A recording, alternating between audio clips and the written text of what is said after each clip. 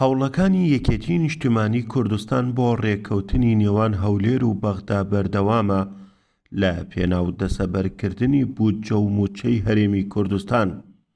لە ئاستی باڵادا سەردانی بەغدا دەکەن و هەوڵەکانیان چڕ کردووە.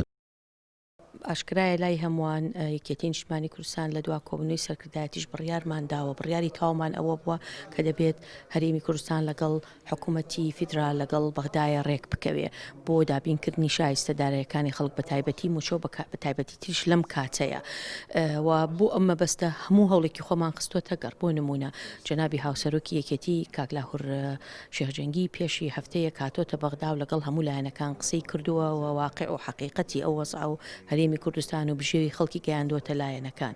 لە هەمان کاتە هاوسەرۆک کاک بافڵ تاڵەبانی لە هەولێر لەگەڵ لایەنە سیاسیەکان بەشداری کۆبوونەوەی حیزبەکانی بلوتکەی کردووە، باڵای کردووە و لەگەڵ لایەنەکان لەگەڵ قونسڵەکانە ئەم مۆزوعی تاوتێ کردووە. هەل لە هەمان کاتە شاندی هەرێمی کوردستان بە سەرۆکایەتی کاک قوبات تاڵەبانی هاتۆتە بەغدا لەگەڵ لایەنەکان، پەرلەمان، کوتلە سیاسیەکان، بەجیا، لیژنەی دارایی، سەرۆکی پەرلەمان، حکوومەت، سەرۆک وەزیران، وەزیری مال بەردەوام لە کۆبوونەوەدا. ئەمە هەمووی دلیلی ئەوەیە کە ئەو بڕیارەی ئێمە داومانە لەگەڵ ڕێککەوتنی لەگەڵ بەغا لەگەڵ دابینکردنی شایستەدارەکانی خەڵکین و تا دوا نەفەس تا دوا هەناسە لەگەڵ ئەم مۆزوعە ڕۆین کە بتوانین ئەوەی ئیستیحقاقی خۆمانە.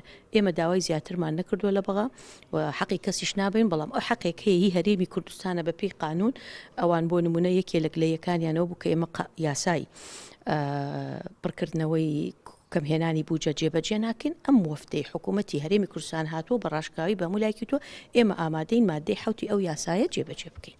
یەکێتی نیشتیمانی کوردستان لە مەسەلەی ڕاگررتنی هاوسەنگی نێوان بەغدا و هەرێمی کوردستان و چارەسەرکردنی کێشەی موچەخۆران بابەتی سەرەکیەتی بۆیە لەم بارەوە هاوسەرۆکانی یەکێتی نیشتیمانی کوردستان کە جەنابی شێخ لاهور و هەروەها کاک بافڵ بە چڕی سەردانی بەغدا ئەکەن و لەگەڵ جەنابی سەرۆک کۆمارە لە کاری بەردەوامان، هەروەها تەنانەت وەفدی هەرێمی کوردستانش بە سەرۆکایەتی بەڕێز قوبات تاڵەبانی ئەمە تعبیر لە ڕێی یەکێتی نیشتیمانی ئەکاتەوە بە تایبەتی بۆ چارەسەرکردنی بژێوی ژیانی خەڵک و نەمانی ئەم گرژی و ئاڵۆزەی کە ئێستا لە نێوانی حکوومەتی هەرێمی کوردستان و بەغدا هەیە بەمبەستی چارەسەری ئەم دۆخەنە لەبارەی کە ئێستا هاتۆتە ئاراوە.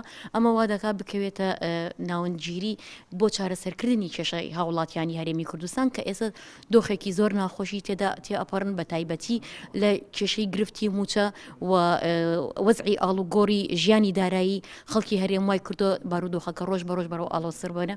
بۆیە بە تایبەتی یەکێتی نیشتیمانی کوردستان پێداگیری تەواوی کردووە لەسەر ئەوەی چارەسەری پابەندبوونی کێشەکان بە چارەسەری پەیوەندیەکانە لەگەڵ بەغدا و ڕادەستکردنی نەوتە بۆی مەسەلەی بودجە و موچە و کێشەی هاوڵاتیان چارەسەر ببێ.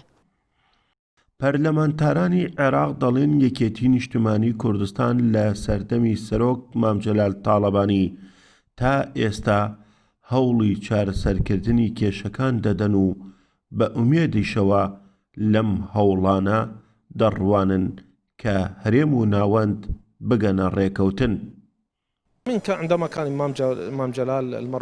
یەکێتی هەر لە سەردەمی سەرۆک مام جەلالەوە تا ئێستا بەردەوام کاری جددی بۆ چارەسەرکردنی کێشەکانی نێوان کوردستان و عێراق دەکات. ئەوەش کارێکی نیشتیمانی و هیوادارین هەوڵەکانیان بێ ئەنجام نەبێت و سەرکەوتوو بن. وكذلك نشكر التحالف.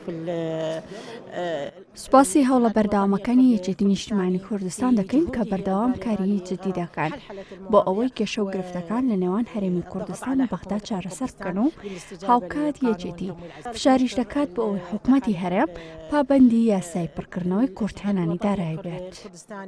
وەفدی حکوومەتی هەرێمی کوردستان بە سەرۆکایەتی قوبات تاڵەبانی ماوەی چەند ڕۆژێکە لە بەغدایە و گفتوگۆ و کۆبوونەوەکان بۆ ڕێکەوتن بەردەوامە بە مۆشەخانی گەلی کوردستان بەغدا.